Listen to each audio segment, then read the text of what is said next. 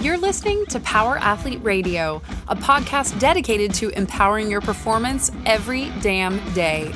Join former NFL pro and Power Athlete founder John Welborn as he dissects the greatest minds in strength, conditioning, and more. So whether your goal is to be the hammer, destroy mediocrity, or simply move the dirt, you've come to the right place.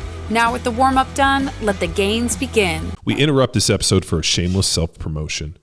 Everyone's a hero in January, but when it comes to February and beyond, not so much.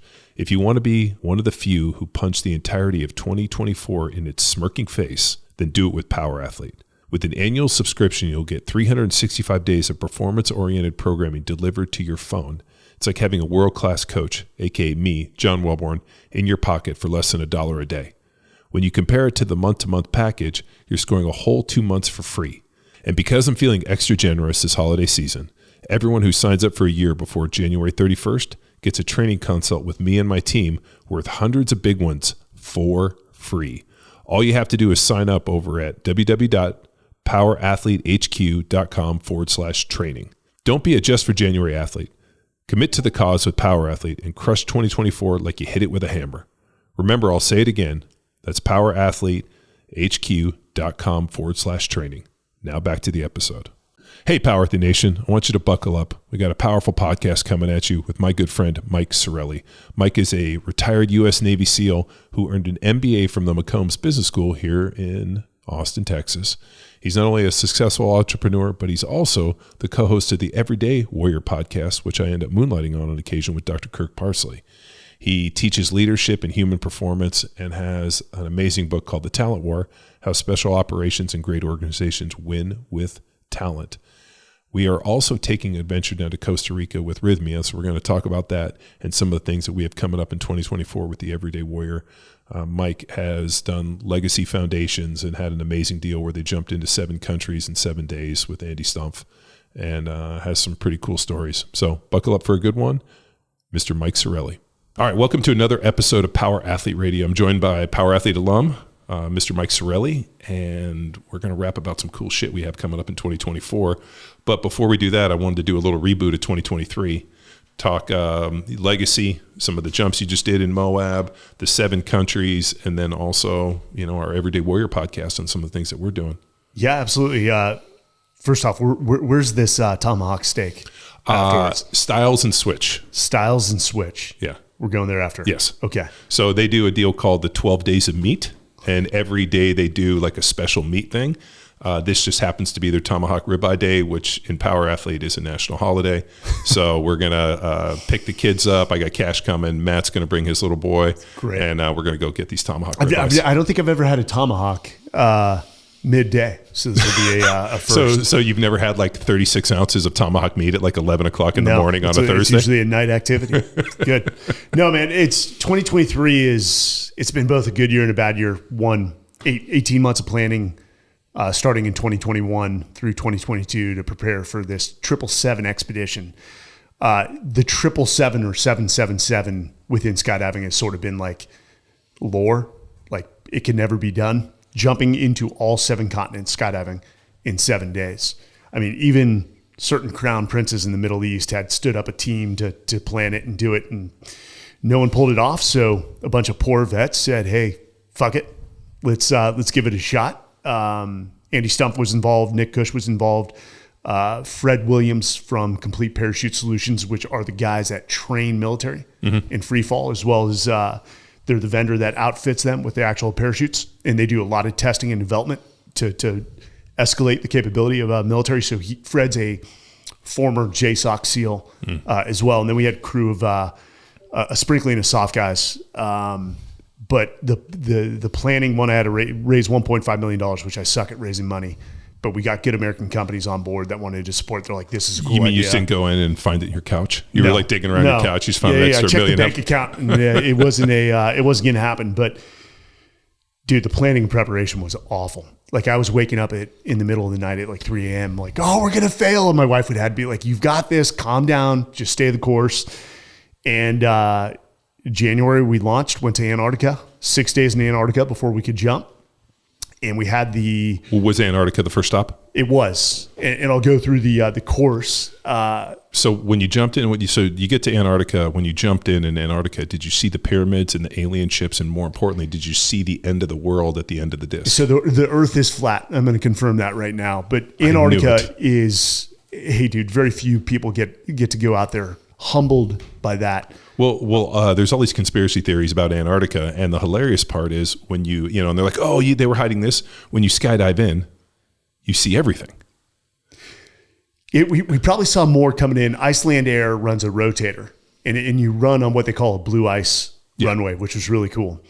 So everything just about the experience was top notch, but we had to wait for the rotator to come back. So we had a time when we jumped within an hour and a half, because time's a factor here, before the rotator landed. The weather was in our favor. We jumped. It was an awesome jump. You can see Mount Vincent. The camp was cool as hell, run by a guy named Mike McDowell, Australian, probably the most interesting man on earth. And then the camp is full of millionaires and billionaires. And so... Well, they go to Antarctica just to hang out? To go climb Vincent, to go to the South Pole, to do whatever they, fits their fancy. They run a number of excursions. And it was a really eclectic and cool group of people. Do you know who owns Antarctica? Does anybody own it? No, but there's a number of treaties. They do safeguard the environment. Like when you step off the plane, you have to step into like this tray of solution that kills any germs on the bottom of your shoes. They're very, very disciplined about picking up the trash, making sure where you defecate or piss. I can't imagine people just fucking willy-nilly littering all over Antarctica. No. And I mean, dude, you had the Chilean military that was like a camp away. They've got underground bunkers. I'm sure some interesting programs are run out of Antarctica, but the staff was absolutely cool.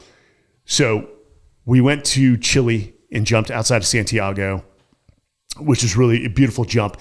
Chile, like the part of Santiago we jumped in, reminds me just of Northern California, almost like Napa area. So that was a beautiful jump. From there, we took a red eye to Miami. And remember, we've been planning this thing for 18 months. When we land, everyone turns on their phones, and it's like the text messages from American Airlines start popping up. And the first time since 9/11, the week we're doing this, the NOTAM system goes down. And for the listeners, if you don't know what the NOTAM system is, like Notice to Airmen and Mariners, it's what regulates air traffic control. So all flights are canceled. And I'm like, of all the things, of all the contingencies we planned for, this was not one of them. So we knock out our jump in Miami because we have to hit North America. Sure. And then we got the guys together and said, hey, here's the obstacle. This is going to push us off schedule. We may not do this in 7 days. Now it'll be realistically 10 to 14 days. And remember, we're flying commercial because we didn't have enough money to charter a private jet. So it was our lone Canadian, who's a JTF2 operator, former, which is our version of like Delta Force in Canada. Good dude. He's like, hey, let's get a private jet. And everyone's like checking their bank account, and they're like, yeah, bro, that's not going to happen. And the guys got on the phone. We found some good Americans that are like, we love what you guys are doing. We're going to get you a private jet. So we wanted to control the optics on this. We got a G5 from Miami to Spain. Here's the funny thing, since I'm sort of the quasi leader of this thing, since it was my idea to put it all together with the help of the guys I mentioned, I let everyone take a seat, and we had one 73-year-old like Marine private equity guy who was tandeming in with Nick Cush. We want to make sure he has one of those swivel. Was he paying for the jet? Oh, no, he was not paying for the jet. He did put in a little bit. So everyone gets a seat, and there's a guy named Boots who is a retired SEAL as well. He and I end up on the couch, and the couch is like a perfect 90 degrees. And it's again going to be a night flight. We're landing in Barcelona at like 6 a.m. We're both trying to get comfortable. I see him fidgeting, and I'm like, bro, just lay it on the couch. So I get on the floor, and it was one of the coldest rides I've ever had in my life. I was miserable on the G5. Yeah. And the flight attendant would have to have me get up like every hour so she could get through. And we did jump in Spain under some pretty bad conditions because we took the plane up to 13,000. There was a cloud layer at about 1,500 feet, so you couldn't see the drop zone. And according to United States Parachute Association's, the USPA regulations in America, you couldn't drop under those conditions, but we're not in America. Sure. So we had GPSs, and we're like, We looked at the pilot. Well, you guys are also SEALs. I'm sure you've jumped into some dangerous places. We look at the pilot who speaks very little English, and we're like, "Where's the drop zone?" She's like, "Below." And I forget who. I think Mike Barker was the first guy out. Boots. He's like, "Fuck it," jumps, and it was a tight little Porter, which is a tight aircraft, and I was like at the very back with everyone's weight against me, and I'm like, "Just get out of the plane." And so each guy piles out. And the moral of that story is your mom says, if your friends jump out of a airplane. Yes, Mom, you do. So it was a cool jump. And by the time you got out of the clouds, you had about 1,000 feet to make a decision. Where am I? Can I make the drop zone? We had 3 guys land safely in a huge field. They identified what we call an out. They landed. Myself and a few others made it to the drop zone, landed where we were supposed to land. And then on to Egypt, which one of the coolest photographs I've ever been a part of. We hired this guy who's just a famous aerial photographer and videographer. And he got us over the pyramids in a 4-way, meaning the 4 of us are holding on together and the pyramid is right below us. Oh, wow. And I'll push you that photo. And that sort of went viral. So that was probably the best jump across the board. Everyone agreed with. Antarctica was pretty cool. Went to Abu Dhabi, where it was a complete and utter clown show. You couldn't expect anything less. There was people in charge of certain things, and the guy who owned the drop zone was being a real asshole. He was a former colonel in the UAE Army or Air Force. And then from there to Australia, and we landed in Australia. We jumped with the help of our SAS brothers and Australian SAS, and we finished in 6 days, 6 hours and 6 minutes, and set 4 world records. The world records mean nothing. But we jumped in honor of our fallen on each continent, and we were raising money for Folds of Honor. And so it was just good to feel that camaraderie and that brotherhood again. And ended up on Fox and Friends a few days later, and real cool experience. And I've been triaging my businesses ever since, because for 18 months I basically had no participation in my companies. And there were some serious impacts. So I've been dealing with that in 2023 post 777 expedition of just revamping those. We interrupt this episode with a shameless self-promotion. Let me introduce you to our Holistic Athlete Movement Readiness Program, also known as HAMMER. Created after working extensively with Naval Special Warfare, the U.S. Army, Marines, and first responders. HAMMER is battle-tested training sharpened at the highest level, delivering when it counts. If you're a warfighter, door kicker, or first responder, head to powerathletehq.com/hammer and claim your 7-day free trial today. Now back to the show. Well, I mean, shit, dude, it's such a undertaking. How are you supposed to be able to manage all these things? And it would probably take nothing less than 100% commitment. So not well is the answer. How do you handle those things? Not well. So no, dude, at the end of the day, it was worth it. It was part of something that was huge. It made a lot of noise for fundraising for Folds of Honor, which is an awesome organization. And we just got back from Moab, which you were supposed to be on, but I know. You had family. Well, we went to Costa Rica. Well, originally when you told me we weren't going to go Thanksgiving weekend, I think it was the weekend before or the month before. And then I think the Big Divas changed it to a Thanksgiving thing. Yeah. So.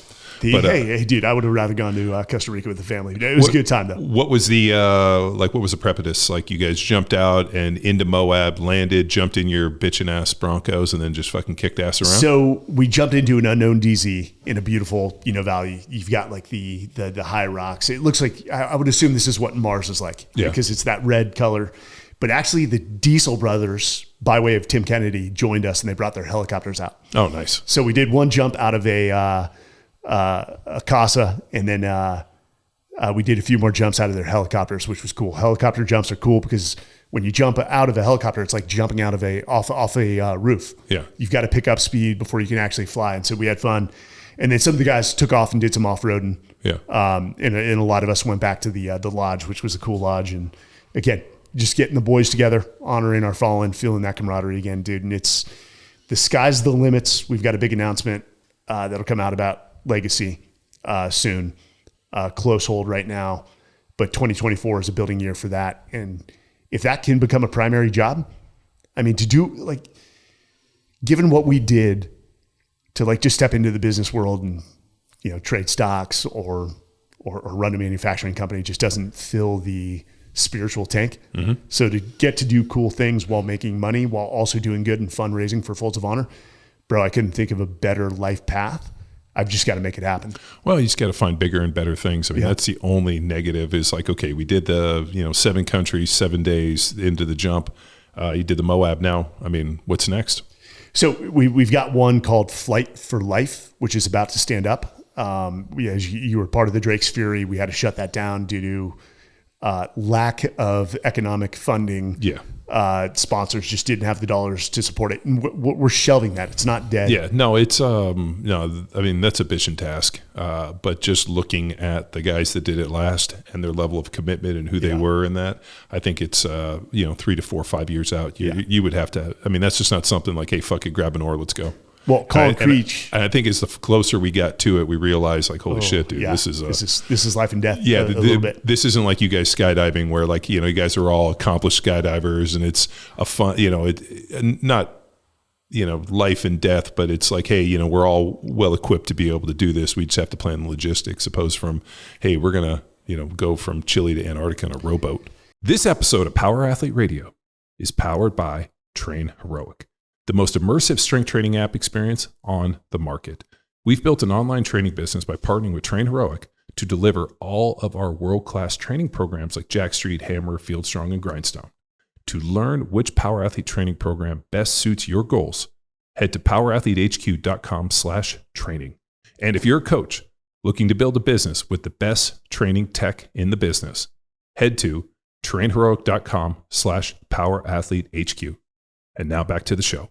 In a lot of what we do in Legacy Expeditions, there's a phrase in the special operations community that amateurs talk tactics, professionals talk logistics. Everything we do is logistics. Yeah. The tactics are easy to figure out with skydive and do it safely, but we got guys like Boots and Andy Stumpf who are just seasoned skydivers. They know how to mitigate risk. But Colin Creech was with Brian Chontosh, Navy Cross recipient, Marine Corps, total badass. You know him. Yeah. He was with him last week, and he's like, "Bro, I think I want in on this Drake's Fury." So he may be the impetus that stands it back up to pull it off 3 years from now. He's the dude to do it. I've like one of the few people I've ever met in my life. If Brian Chontosh says he's going to do something, there's a good chance he's going to do something.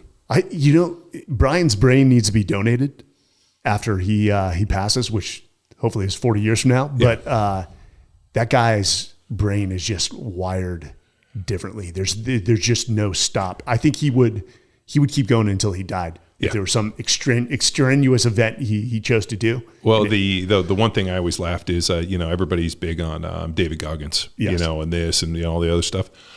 I would, if we had money to bet in Vegas, Brian Chontosh, over Goggins, he'd fucking run him into the earth. He'd kill him. The stories about that guy, one, his Navy Cross, which needs to be upgraded to a Medal of Honor. Yeah, 100%. I think he had and he doesn't care, but it was the unfortunate timing of early in the war. Had that happened later in like 2009, 2010, 11 timeframe, it would have been an immediate Medal of Honor. Well, back in the beginning, and you know this better than I, you had to die to get the Medal of Honor. Yes. And then they pretty much, like after we'd been at war and all these heroic things came out and people survived, they're like, oh, wait, maybe you don't have to die. Yeah. And like just reading, if you guys go to Wikipedia, there's a Wikipedia page about Brian Chontosh and the deal. I mean, it's like, IED explosion, battlefield pickups, charges a machine gun nest, kills 40 people, saves everybody, carries them all on his back. I mean, it's just an amazing story. So it's like something out of a movie. It's absolutely something out of the movie. And again, you look at World War II citations just like that, or Vietnam citations, and it was the Medal of Honor. But Marine Corps is also known for not giving high-level awards. Like you talk to some Marines and they're like, they did this, and they got like a Navy Achievement Medal with a V. Yeah. And I'm like looking at my Bronze Star citations. I'm like, yeah, good Lord. But what I love about Brian is that, he is the most kind, empathetic, respectful individual. He's got these big accolades, but he doesn't act that way. The guy's pure humility. And did you ever check out his, I think I'm trying to remember the name of some liquor company puts it on. It's a whiskey company, Talisker Challenge, where he rode from, I think, Spain to the Caribbean. Like we jumped on a call, and it was good to reconnect. I mean, we were pretty familiar and friendly when I was in the CrossFit scene, and then we got on the phone and reconnected, and it was like, shit, dude, there was probably 6 hours of conversation that we needed to have that we had in about 45 minutes. No ego there, man. That's what I love about those type of dudes that are world class, yet just humble and treat people with respect. And they'll never tell you what they did. He's badass, dude. Yeah. Well, back to Flight for Life, Colin Creech. We're going to sponsor him to go for the world record wingsuit horizontal distance record. Oh, shit. Which Andy held, then a Marine, I believe he was a Cobra pilot, broke. And so we're going to set up Colin, again, fundraising for Folds of Honor to give this thing an attempt. So he's going to train for 1 year. But we'll have some other expeditions in there, probably like Alaska, Jackson Hole, jumping into Yellowstone, not the actual ranch, but the general area. And so we're trying to get to a point where we can fund veterans to come. And Dan Myrick, the filmmaker, is, of course, part of Legacy Expeditions. He runs the Legacy Studios alongside a guy named Christian Krempel. We want to get veterans and tell their stories. So our story, we set the foundation. People know who we are. It'll be a regular cast of characters. But having 3 or 4 veterans on each of these that are new, and we tell their story, and of course, their story involves, a fallen member that they're talking about and they're jumping in honor of. So it's telling the stories of the falling through the eyes of the living, and each of them have a legacy. So best intent. I don't want people to think it's just a bunch of dudes going out and having like a good time. Yeah, we are, but we're also trying to raising money, but like these guys, like, hey, we raised $1 million and we burned $1 million too, Yeah, and we're not using foundation money. We're using corporate sector money or our own money. Yeah. Like, I don't want to tell you how much I'm in to Legacy Expeditions because my wife will listen to this and be like, "Excuse me?" Did she listen to podcasts? No, she doesn't listen to it. Yeah, it's like my wife. I got 750 podcasts, been on probably 900. And my wife constantly will be like, somebody said they heard you on the podcast. Never listened to one of them. Dude, my wife won't listen to me speak. She's like, I've heard it. She's like, you're good. And my wife's like, I've heard all these dumb stories. Idiots. Wow, dude, that's great. I mean, anytime you can kind of wrap up something that both fills your bucket, allows you to train for something, gives you purpose, and helps people, I feel like you're hitting a home run. So I'm excited to see all these happen. Here was an interesting thing. After 777, guys were on like cloud 9 because they again, that brotherhood, you're with each other for like, we were with each other for like 25 days. And we started getting texts 2 to 3 weeks after, and guys like went into depression. So we gave them the brotherhood again, the camaraderie, the homecoming, the belonging, and then we ripped it away. Yeah. And so we don't have an answer to that part yet, of how to keep that momentum going to like, if a guy goes on Legacy Expeditions, you keep him wrapped in. Sure. So you don't rip it away. We couldn't have foreseen that. And I even felt the depression. Yeah. Yeah. Fuck, dude. Well, I mean, you get to do some bitching. There's always going to be a big high and a big low, and hopefully you just have the space to be able to manage it a little bit better. So the next adventure we have, which some trepidation. There's on both sides. Yeah. So I've never done anything like this. So Mike and I and a few individuals got asked to be in a documentary down in Costa Rica at this place called Rythmia, which we posted about. And it's a retreat, like this kind of the bougie, if you want to go do ayahuasca in the Ritz-Carlton, as you said. The Ritz-Carlton of ayahuasca. So we got asked to go on this event. I've never done anything like this. I know you've never done anything like this. It's this kind of like, I'm sure, we've gone on adventures and done a lot of cool shit, but now it's like this spiritual, I don't know. I would be much more comfortable jumping out of a plane, skydiving over the pyramid than going to some retreat in Costa Rica and having some shaman take me on some adventure. And we're going to do, I think, what they call journeys. We're going to do like 4 of them. And they increase, I think, the ayahuasca from what I'm understanding. So Colin Creech went to this. And did he go to Rythmia? He did. And he said it was life-changing. And they've had a number of athletes, celebrities that have all gone to this. And everyone I've talked to says the exact same thing. Life-changing. Like, that's exactly the word. I almost thought that maybe they do like a little preemptive programming, where they're like, hey, it's life-changing. And then you wake up, you're like, it was life-changing. But like, everybody said that exact thing. George Bryan, who's on the podcast, he said it was life-changing. John Aguilar was also on the podcast, who's Dry Stone, went and did this whole deal. And he said it was life-changing. So like a lot of people I trust and like have said that this was an amazing experience, but it's still relatively unknown to me. So one, I'm sure your background, I came from a Catholic family. Drug use was just sort of frowned upon. And I think we still, just the era we grew up in, you tie LSD to the dirty hippies and drug abusers. And so I think there's that stigma. Well, it's kind of rolled up where cigarettes and smoking weed and, shrooms and this, like they're all kind of wrapped into this LSD, the Grateful Dead, like you said, dirty hippies, Nancy Reagan, Just Say No, Dare, Project Self-Esteem, you don't need drugs. I mean, so there's this really like kind of negative connotation, almost to the point where kind of a little, not embarrassed, but like, this is something I necessarily want to be talking about. And I don't know why at, age 40 plus, all of a sudden I'm feeling a little like insecure about telling people that we're going to go on this ayahuasca journey, but then also not necessarily because it's necessarily bad, but it just sounds so fucking cliche. Like everybody here in Austin that's an entrepreneur, CEO is going on some ayahuasca journey to somehow figure out how to get funding for his next deal. And it just feels fucking douchey to me. So I think that's it's sort of like a Burning Man reunion. Yes. Like all of a sudden it's like, hey, I've been planning my outfits for 3 months to dress like fucking Mad Max Beyond Thunderdome. And then we're going to go to Burning Man and basically dance around in the fucking dust, for 3 days and not take a shower and smell like shit. Now, I'll be honest, I want to jump into Burning Man and then give the middle finger to everyone and just leave right away. Yeah. Not my scene. So in 2000, and we moved here in late 16, early 17, 13, 14, I got approached by a guy to build a mutant vehicle. So when you go to, maybe it was like 14, 15, somewhere in there before we left for Texas, but they have these things called mutants, where you can bring a vehicle if it doesn't look like a vehicle, and you have to build these crazy ass mutant things. And this guy wanted me to build a diesel powered mutant vehicle for Burning Man. Did you do it? No, he didn't. I told him he had a sketch, and I was like, dude, we can do this. The vampires were up for it. The guy never produced the money because I told him, I was like, hey, here's the deal.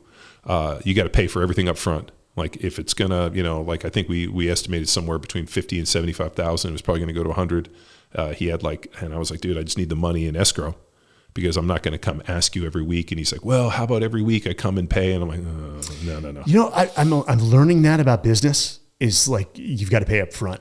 If you want my services, you got to pay up front because I'm so tired of chasing people to pay their bills. Yeah. But you'd mentioned the Grateful Dead. I just got back from Virginia where I spoke to the 27th Fighter Squadron, which is the oldest fighter squadron in the Air Force, trace their lineage back to 1917. These guys fly the F-22 Raptor, so I got to get up close. That thing is a beast. But these were the same dudes that shot the Chinese spy balloon out of the sky, and so they're showing me the videos. Great dudes, man. High in intellectual horsepower, couldn't do what they do. But they put me up at the courtyard. There was a Fish concert. Oh, Jesus. On the Friday and Saturday. Yeah. And I stayed there Friday and Saturday. And these people, I'm in bed, people were coming back from the concert high as hell. Yeah. And in the hallway outside my door from like 12 to 2. And I called the front desk and said, hey, listen, I don't want to infringe on anyone's fun, but I eventually had to come in my boxers out in the hallway. And I'm like, hey, guys, if you don't get in your fucking rooms, I'm going to beat somebody's fucking ass. It's been 2 hours. I've asked twice. Like it was... Yeah. So as we go to Rythmia, funny story. Obviously you guys know I went to Berkeley. Fish played at the amphitheater. Yes. And we could hear it. And all I know, they do things to melt people's minds. Like they'll play a song and then they all of a sudden flip and play the song backwards. Because they know all the fans are fucked up. And then the people are like, we're hearing it backwards. And they, the joke that somebody, because I didn't know shit about it. And then somebody made a joke that they will tour for 2 or 3 years straight. And then they take a couple years off to give their fans a rest because they've basically just fucking killed them. And so that's loyalty. I'm not a Fish fan, but the people that are in that, they are like the Dead and they travel them around and the Deadheads and they love it. I had a cousin, my cousin Susie since passed away. She lived in a microbus and followed the Dead for 5 years. That's insane. And they these people get in their little microbuses and the Dead go in their buses and they just caravan and go to the next one. And then they set up a little pop-up shop and sell fucking pipes and I don't know, beads and trinkets and shit. And then they go to and all they do is they live to go to these Dead shows. And she was telling me about it. And I was like, I mean, the music's good. I listened to it, Touch of Grey. I'm like, it was fine. But like you listen to the same deal. They're like, oh, it's never the same. And I'm like, oh, it's still the Dead. And the people that were into it, I'm like, so I associate that Berkeley, yes, Birkenstocks, fucking hairy toes, Haight-Ashbury, just that dirty fucking hippie thing associated with this. And then there's this kind of like new entrepreneur, Austin CEO. I'm going to figure out what's next. So I'm going to go on an ayahuasca journey. And I think that's what Parsley went to. Parsley had a experience with this. I think he went to Jamaica or something. Yeah, something weird. But he said the settings were like they had no air conditioning. It was awful. Yeah, whereas this is supposed to be amazing, and it's in Costa Rica in January, which is a pretty nice time of year. So plant-based medicine has been pretty. When there's a guy Marcus Capone that runs Vets, and they've been doing. And I did go do Ibogaine. Oh yeah, that's right. And they said that's like ayahuasca on steroids. And that was the first thing that you had ever done. And my parents were like, good on you. What was the experience? The Ibogaine was rough. I was what they call, because they make you fast so many hours before. I was purging the whole night into a bowl, but nothing was coming out. Just dry heaving? Dry heaving. And it felt like what would assume wiping a hard drive is like. Like I was shaking when I got up from that. We did do DMT later that weekend, which was an experience I can't even, I feel that's the closest you get to God induced by drugs. Yeah. You suck it through a vape. The DMT, we had, the 5-MeO DMT. Yeah. The God molecule. Yeah. So, I mean, the theory goes that we're living on parallel planes with different, universes, and all of a sudden the DMT just erases that. So I'm like, I listened to Joe Rogan, and then we had that guy, Justin, is it Lepre? Lepre. Oh, yeah, Justin Lepre, who has this Church of Sacrament, Church of Light deal here in Texas, where they have, they do psychedelics. And he talked about it, and when I kind of brought it up, he kind of eyes got real big, and I was like, all right, we'll get away from that one. But so is the Ibogaine just cleanses and then the DMT reprograms? I couldn't speak to that. It's the protocol they have, but it's been helping a lot of special operations guys and veterans with the trauma. I mean, I think the doc who runs it, Martin Poblanco, great dude. And we actually, I think, Kirk works with him heavily. Yeah. The sweetest guy you'll ever meet, but a lot of people use it for addiction. And I will tell you, I stopped dipping for like 3 or 4 months and then got back on the train. Did you personally notice like a massive difference where you came in and your wife's like, I don't recognize you, kind of a thing? Dude, I remember I got back and I had just smiles, and then my wife was yelling at me to stop smiling. To put the unload the dishwasher and help out around. And I think it was good, and I think this will be an interesting, whether you want to call it a reset or awakening for us. But I know we're sort of like-minded. We'll probably do this and then never do it again. Yeah. Where I see some people just like totally get on the plant-based medicine train, and they start doing it all the time. Yeah. And my only question or initial thoughts are, okay, if you were drinking alcohol heavily, you do this, and now you're doing plant-based medicine. I'm not judging, but now are you replacing one thing for another? One addiction for the other. Because some work, both mentally and spiritually, you just have to be able to do on your own and go through the hard work of. Is like a microdose of psilocybin better than, I don't know, drinking 5 or 6 cocktails? Like, I don't know what the difference is. I do know with the psilocybin, neuroplasticity and like all the connections and all the things that happen on neurological level are pretty well established. I don't know. It all feels like disassociation to me, like an escape. Like, I can't say I don't like to sit down and have a glass of wine or have a drink. And like, am I sitting down because, I've had a hard day, I need to drink this? No, I don't fucking do that. But I definitely enjoy sitting down and having a drink with my friends and laughing and bullshitting. Like, I don't drink by myself. That's like the number one rule. Like, don't drink by yourself, to the point where like, if I do crack a beer, I always give my wife, I'm like, you want a sip? And so she knows to take a sip just because I don't drink alone. when you find yourself just fucking drinking, like I had a buddy who was like, I drink 2 bottles of wine. And I was like, with who? By myself. I'm like, oh, Jesus, you drink wine by yourself? I would never open a bottle of wine by myself. But I'm with you. Is it, disassociation that people are trying to run from their life or run from all the pressures, or I need a break, so now I'm going to take a little spiritual or physical vacation because I'm going to have a drink or take some of this. I don't know if it's good or bad. I mean, I think, this idea of, it's permeated where, and this is part of my gripe. Actually, I talked to Matt about this morning. There's this feeling as like the entrepreneur and the individual that there's like, and you see the, what is it, like Ed Millett, where it's like, my first day starts at 4 a.m. and then 8 a.m. I've lived my first day, and then 8 a.m. to noon is my second day, and then noon to 4 is my third day, and then 4 to 8 p.m. is my fourth day. So every week I've had, 28 days, and, and this, I'm just grinding and living, and this is what I'm doing, and grind. And I, never take a break. And I talk to my kids for 20 minutes. And there's like this kind of like, almost like, oh, these guys are so amazing. And I think, fuck, dude, like that's a shitty fucking existence. People need to stop putting, I don't know what the right word is, these motivators, these influencers on pedestals. Well, they do with the David Goggins, where I watch David Goggins, and what he's doing is amazing. Not to fucking throw any shade at him. He's impacting life. But it just looks like a slow way of killing yourself. I'm like, does this dude just want to kill himself, and he's just fucking finding different ways? Dave Goggins is an interesting character. I don't know Dave. I've met him once or twice within the SEAL teams. I mean, one, you can't take it away. Yeah. One hell of an athlete. Yeah. And fucking hard as fucking coffin nails. But is there mental, spiritual stability there? That's my question. I'm not throwing shade on self-hate whatsoever. So I'm kind of like, I'm conflicted where I'd like to be present and I like to be in control. Like if we're going somewhere, unless you're a good driver, I'm driving. Like there's been numerous times where I've got in the car and, I'm sure you've driven with people that aren't good drivers and they're distracted and doing this. And I'm all the time like, dude, I'll drive.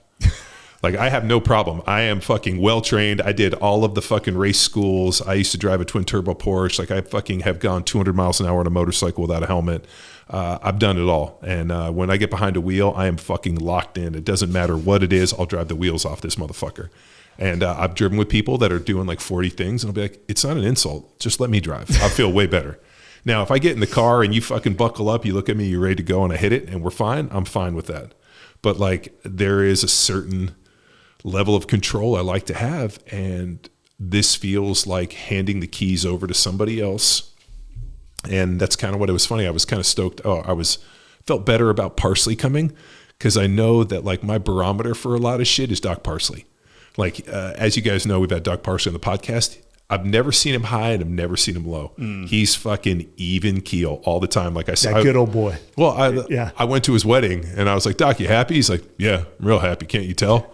And I was like, he was happy. And I've just never, like, Doc is fucking like, he's Cool Hand Luke to me. He is. Yeah. And like, he's always been just fucking Parsley. He's consistent. Like, if I called Parsley and I was like, hey man, like something bad happened, he'd be like, oh, that sucks. I'm like, hey Parsley, we got to bury a dead body. He'd be like, oh, that sucks. I'm like there's fucking even keel Doc. And so when I knew Doc was coming and he's like, hey, I'm like, well, as long as Doc's there, I'll have a barometer for everything. And then when Doc's like, hey, I can't make it, I was like, you motherfucker. It's a classic Parsley. Classic Parsley. He called me to coffee yesterday and it'd be like, and I looked at Jordan, my wife, and I'm like, he's going to pull out of Costa Rica. Now, Doc has helped so many unbelievable freaking people. Yeah. And he's loyal as can be. Yeah, no, he's the fucking best. I mean, he's, I tell people all the time, like on my short list, like on your phone, like Parsley's right there, like underneath my kid. Yeah, he is because like, hey Doc, I fucked myself up. Come on over. And then like normally he'll just swing by. Like there is,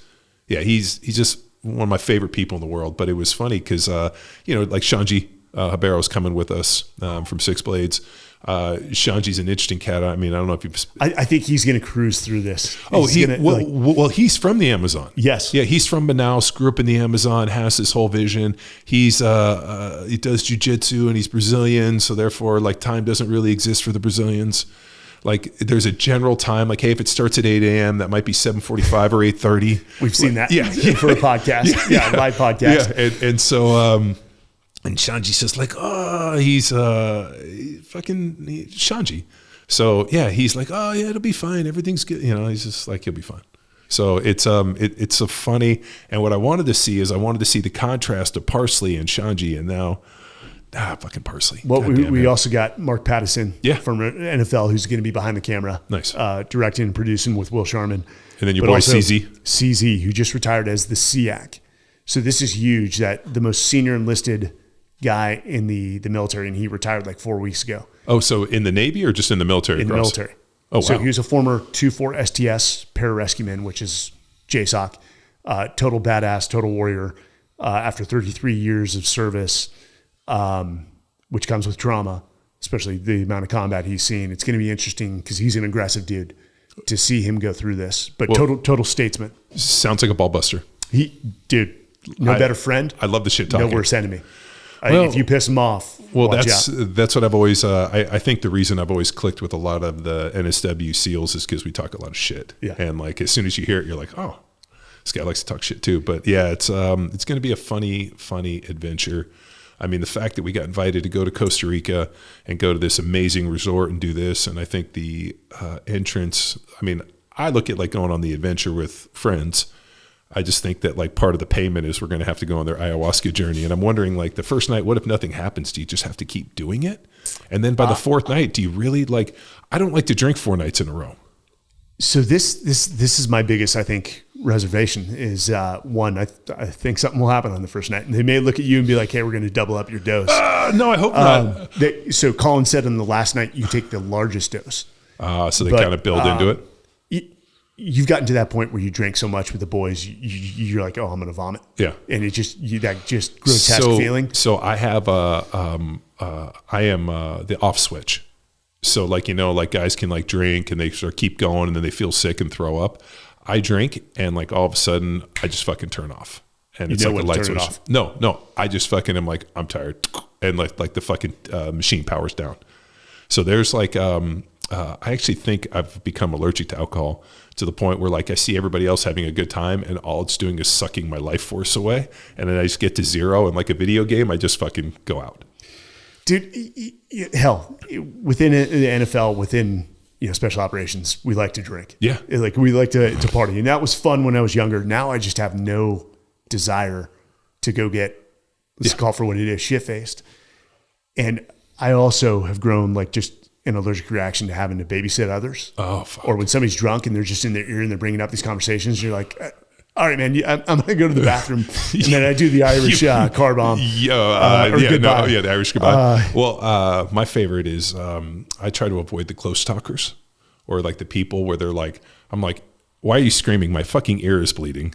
And what's good is being tall. It's hard for it's actually good and bad. Then people feel like they can like slide in and then they're screaming the whole time. And you're like, God damn it, the close talker got me. But I don't know.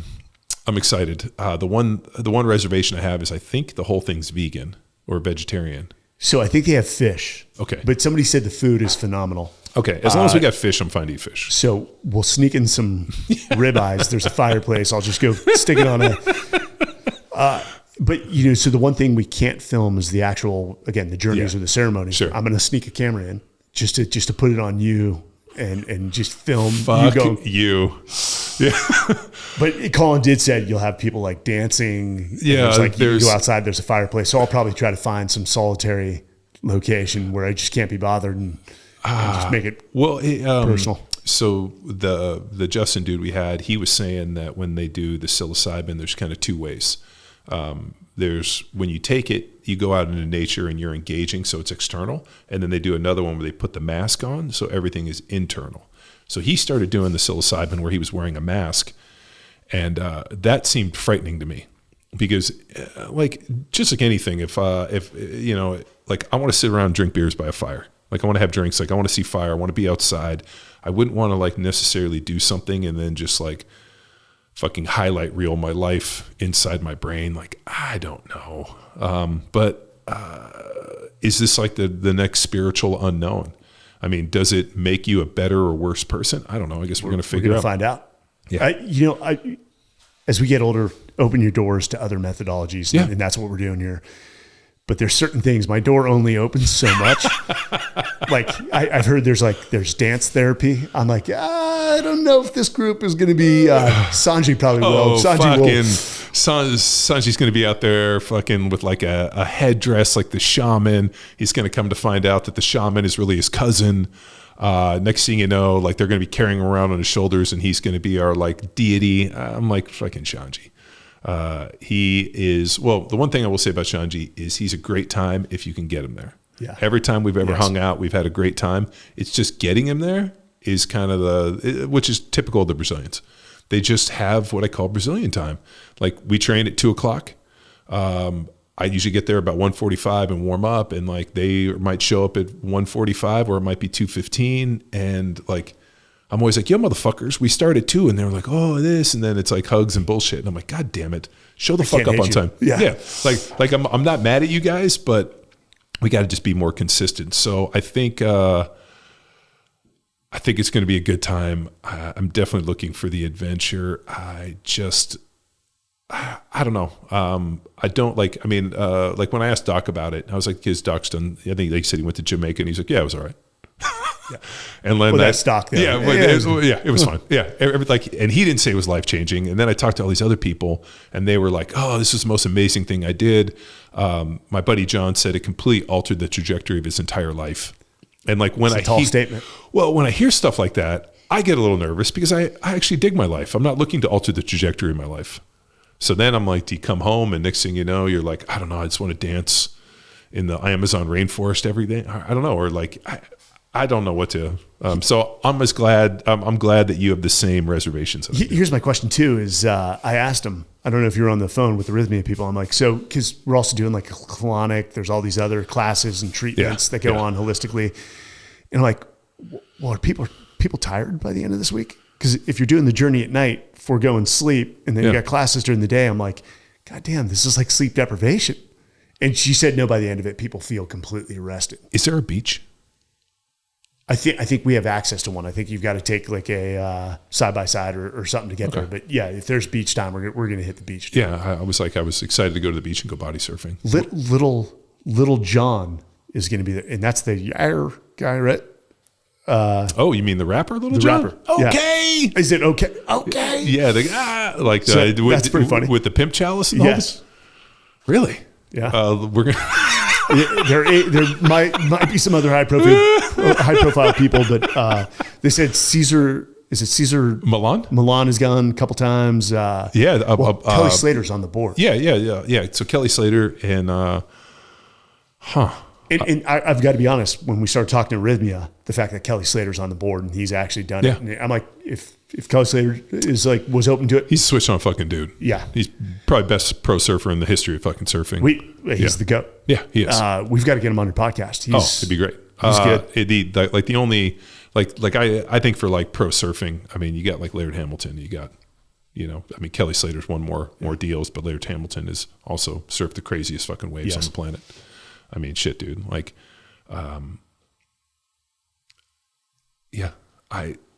so the other thing too is, so when I was in college, I took a class on Colts. But I've always been fascinated by Colts. Only Berkeley would have that class. It was a summer class. It was a summer bridge class. So I don't remember if it counted towards credits, but I took it just because it was psychology of cult. And I've always been fascinated by cult leaders, and more importantly, the people that follow cults and the type of things. And I was just actually rereading Tribes, and the idea of like tribal leader, and not to kind of confuse tribes and tribal leaders and cult leaders, but there is a fine line, and one of the hallmarks is usually a specific diet. So like and a lot of times vegans. So vegetarian, vegan makes you more open to suggestion. Tony Robbins figured this out pretty quick. So when you go on a Tony Robbins retreat, it's all bitching like vegan, vegetable types of food, because they found that people, when they don't eat meat, are more open to suggestion than people that do. Meat eaters tend to be a little more like, this is bullshit. Which is my joke to Greg Glassman, was like, you should have made this thing a vegan cult of CrossFit. It would have been way fucking better. You picked meat. Meat eaters tend to be, a little bit more hesitant. So as one of those hallmarks of cults is specific diet. Like the Gracies, for example, had their own Gracie diet. Church of Light. I mean, Jim Jones. Like, there's always a diet associated. Like, hey, this is how we eat. So whenever I see these kind of like vegan type things, knowing the psychology of like going from a meat eater to a vegan, like there's a definite kind of pull for that. So I guess I'm not going to be an open person in life because I'm not giving up a steak. No, yeah. I like, that's part of my religion. Remember in The Mandalorian when he goes to hand over the guns and he's like, I can't, it's my religion. I'm like, eating steaks and having guns is part of my religion. Like, what's that religion look like? That's the one I'm going to start. Yeah, I did embrace the carnivore diet just out of. Well, I've embraced the carnivore omnivore diet where I eat meat and other things, but I don't eat processed things. So I just kind of went into like one ingredient, which is what I've been recommending for years. But yeah, I don't know. I'm excited to meet the people. Yeah. I want to hear about the story. I'm like, as you kind of can imagine, and we've done podcasts together many times. I'm fascinated in origin stories. Yes. I want to know what spurred them to build it. What kind of like brought them together that felt that they needed to create this kind of high level experience. Because I kind of always imagined, at least when I was doing research on it, there's like a suffering part of this where people go to Peru and they're in a fucking hut and there's flies and this, and like there's this kind of like suffering piece of it. Whereas this is taken, like we said, a Ritz-Carlton approach. So I'm pretty excited to be able to go. Aubrey Marcus has put a few of these videos on YouTube about where they went to Peru or Costa Rica or wherever it was. And it seems like that's a steady part, plant-based medicine. It's a steady part of that group. Yeah. But I was watching one the other day with Colin Creech because we were in Florida, Scott Evan. Some people, it becomes a way of life. I couldn't imagine fitting plant-based medicine in to the schedules we have. It doesn't fit. Well, the other one, and I was, I didn't broach this with Justin. We had him on the podcast recently. Is there a point where you are just too connected into it? Like, you just kind of live your life on microdoses and this, and I don't know. Is there a changing in the energy piece? I don't know. There's, I just don't know enough about it. I mean, we've done a lot of podcasts. Having Dan Engel on the Everyday Warrior podcast was really what I kind of almost spurred me. And like, before we had Dan Engel, I probably would have been like, nah, that's not for me.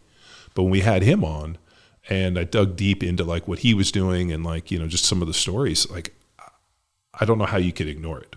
And literally we watched this Aubrey Marcus documentary 2 dadays ago. And Dan Engel was in the documentary. I'm like, oh my God, we had that guy in the Everyday Warrior podcast. Yeah. It's interesting. I'm going to do this open book, open door. And it probably will be a solo experience for me, and it'll probably be a solo experience for you. But if it helps vets, if it helps NFL athletes or any pro athlete who's dealing with the separation of losing their tribe, I'm all for it, dude. Is it about spiritual reconnection into your group? I'm looking at it more in terms of, I know this is fucking weird, but like a human performance aspect. Yes. Like, one of the things that we've talked about is this crystallization, and all of a sudden, like, the freezing of like, the neurons in your brain. And now all of a sudden, once you're crystallized, you're stuck. And, this neuroplasticity piece being so fundamental towards anti-aging and learning new things and taking on new tasks. And you don't want to be like a 50-year-old curmudgeon who's like, I can't do these things. Like that mental gymnastics and that flexibility and mobility of like, your ability to be able to take on new ideas and learn new things and be able to progress so that you can stay relatively young through a lifetime. That's the thing I'm kind of fascinated by.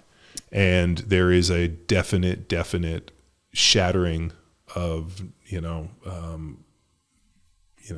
just whatever's going on in the brain. I mean, they have found that people absorb ideas faster, learn new information, and there's a, increase in neuroplasticity associated with some of these psychedelics. Yes. So I'm looking at it from like almost this like neurological performance standard. So, in 2013, a bunch of SEALs were coming up to Newport Beach because they were in a DOD study where they were doing EEG scans on the SEALs, trying to see if there was a specific brain type for the SEALs. So when they went to selection, they could just pre-scan and be like, all the guys that are SEALs have this one brain size or like brain map. Small. Yeah. Yes. Small brain. So, no, they actually call it operator brain. So it like kind of peaks and there's like a little thing. It's also called CEO brain. So all of the high level tier 1 kind of door kickers, guys that were legit, all had this one profile. So what they wanted to do is see what this looked like. And then when they went to selection, pre-scan, so they're like, hey, these are the guys that should make it. You might want to get rid of these other fucking guys. That's interesting. So the SEALs, a bunch of the guys were coming up. So about the third time those guys were coming up, they'd always hit me up and we'd go out drinking the night before, shocker. They were like, hey, you want to come? So I went and I met the doctor. And he's like, oh, we're also pitching Major League Sports. Do you want to be in our study? So they scanned me. And, the part of my brain that was damaged through the Amen study, figured this out, was over here on the left. Mm. They did all the scans. Earlier this year, Nick Hardwick, who's, former NFL player, was on the podcast. He came to town for South by, and he's like, hey, I'm on this panel talking about brain health. You want to come? Sure. Part of my deal is NFL players tend to be flaky as fuck. If you ask me to do something, I'll show up. So I show up and I listen. As the doctor's going through it all, I'm like, fuck, dude, this is super, not only fascinating, but it's familiar. So I go talk to the doctor. I'm like, hey, I did this thing about 10 years ago that sounds very similar to what you guys are doing. Come to find out, that was the Brain Research Center. And when I mentioned it, the guy's like, we're the Brain Research Center. Dr. Jin, who the guy that you worked with, has since moved on. And then I met the new doc. So they scanned me the next day. And in the 10 years, not only did the brain damage go away, my brain actually de-aged, became sharper, and went higher. So I found a way to make myself more efficient, smarter, and younger. So now I have that scan, and I'm kind of curious now. They want to rescan me because they sent me this kind of magnet helmet to test. But I'm also interested to try this and then get a rescan and see if it improved or kind of like what it did on terms of my scan. So just kind of like being able to, and then also, what if it makes you more connected, makes you a better father, better husband? That's got to be, again, human performance. Yeah. Everything for me comes down to human performance. How can I get the most? How can I be the best version of myself? How can I go longer, harder? But you talk to guys who are renowned in the study of the brain. They'll tell you we've only begun to scratch the surface. And I know NSW was doing stuff like that, and that's great to scan somebody's brain and say, hey, he's most likely a candidate that's going to make it through the training. But it's almost like a personality test too. Yeah. It's one data point. Now the guy just has to prove it. He's got to put it into action. What they found was that this specific brain type, you're going to love this, allows people to be slightly more reckless, but also be able to make decisions faster under stressful situations. So what they found was, and they had tested guys that were, not only tier 1, but they had tested guys within buds that hadn't made it through. And so they had this like pretty conclusive, and he's like, we're pretty conclusive. We can scan a guy. Like he goes, but before I sat down, he's like, I can tell you what your brain's going to look like. He's like, I don't know the speeds and all that, but I can get a pretty good deal. We sat down and he's like, it's exactly as I know. And then he showed me all the guys, and he was like, there was one dude, a bunch of the guys had all, multiple deployments, were all, very high level SEALs. And he goes, and we brought other guys that just did 1 or 2 deployments and rolled out. And we've done guys that didn't make it through buds. And so they had a huge cross section. That's insane. But he said the guys, and he goes, the same in professional sports. They had 2 brothers. One played like 10 years, 15 years in Major League Baseball, was a, tier 1, shortstop. His brother, they scanned him. His brain looked like that. They scanned the brother. It did not. And the brother never made it out of AAA. So they had, he actually, and then what was wild is, I don't think my brothers got scanned, but he asked if my dad would come in and get scanned. And my dad's brain was not similar to what was unsimilar to mine. And he was like, I was trying to get my brothers to come. I don't think it ever worked out. But he's like, it'd be interesting to see where they started doing brothers, they started doing family, and they realized across, 3 or 4 brothers or parents of this, like one kid had it, and he was the one that went on and was successful in professional sports. So it was, I don't know if the DOD ever picked it up. It was probably too good a program, which in the military, if something makes too much sense or it's too good, it's out. Yeah, it's out. It's kind of like our Hammer program we put on for the 18th Airborne Corps. It would have saved hundreds of millions of dollars, and it would have done all of these things. And they were like, the only problem with this is this would work too well, so we have to get rid of it. That's government, dude. And as we step into first off, I'm glad we're doing this January 6th to 13th. Yeah. And people can come join. I know that's a short notice, but yeah, well, we're going to get this out before. Yeah. In the code, you can save $750. EDW 750 is the code. The fact that we're doing it at the beginning of the year, I think is a good reset, and we'll see but we'll have podcasts afterwards to talk about I'm excited. The impacts. And then also not only here we'll do a reboot, but also I know hopefully we get to stand back up the Everyday Warrior. It was fun to come in and chop it up with you guys. And also just it's nice to be on I do the podcast solo, and we'll have people come in, which is always great. But it's fun to sit there and bust the balls and joke and have a good time and sit around with the guys. January 1, we are standing up the Everyday Warrior Nation by John Wellborn and Mike Sarielle, Men's Journal. The deal with Men's Journal has changed a little for the better. It's just our platform. We are going to ramp things up, and I know you and I are in the works with that, and we've got 15 days to plan, but it's going to be a fun year.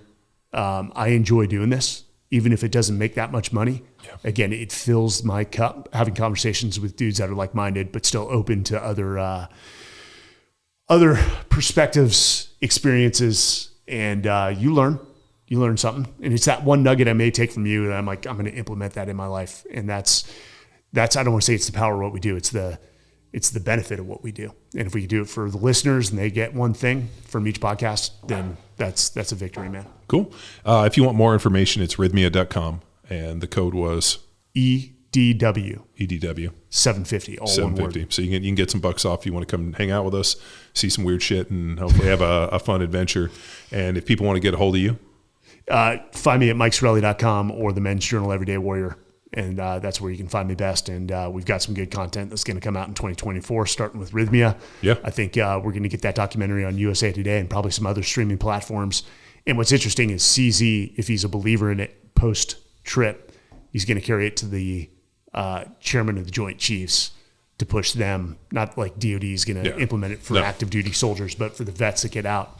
And hopefully Rythmia stands up a program where maybe they can fund 2 veterans to go through each, I don't know if they call it class, cohort, weeks, whatever, so that we're actually pushing or passing on the baton to help guys reintegrate back into society and to put that post-traumatic stress, that trauma down. Awesome, dude. Look forward to it. Awesome. Thank you. Cool. Thanks for tuning in to another episode of Power Athlete Radio. Hey there, Power Athlete Nation. Big shout out to all the heavy hitters who stuck around till the final whistle. If you've been soaking in the knowledge bombs and epic tales we've been dropping for free, here's your chance to be a game changer. Swing by kofi.com/powerathlete and toss a few bucks our way to keep the podcast fueled and firing on all cylinders. That's ko-fi.com/powerathlete. Your support makes a difference. See ya.